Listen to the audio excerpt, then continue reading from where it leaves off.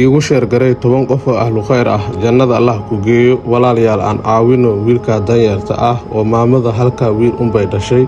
waxa loo baahan yahay in caafimaad la geeyo uu xanuunsan yahay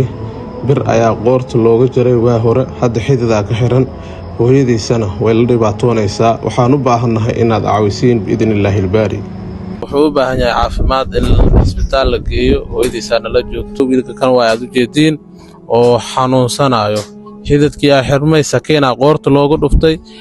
in muddo had waxa xanuunkii dib ugu soo laabtay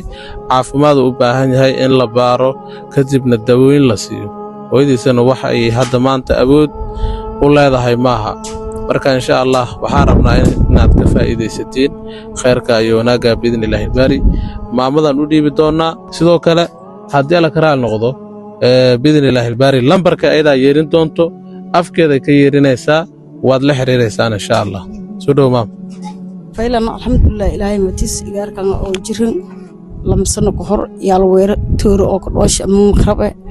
ilaa waqtigaas mara in biskoodi isbitaalaje qalajiyahan ulusay alxamdulillah ilaahay madle hadda boogdi agfashan gaday dib hanagati ilaa maday ay kan dhato aragdeeda Allah waxaan ku qaba irsaaq dilis iyo mandahe anoo asin oo xanuunsinya muslimiinta way galay ko odka aan dhiiboy alla igaar buglow ana hata kontog iyo ilisana jara hata ka baad igaar ma dhalaayo ali haliinka hayt hadii horta sanadka dandareysna walaadan haytan lahayn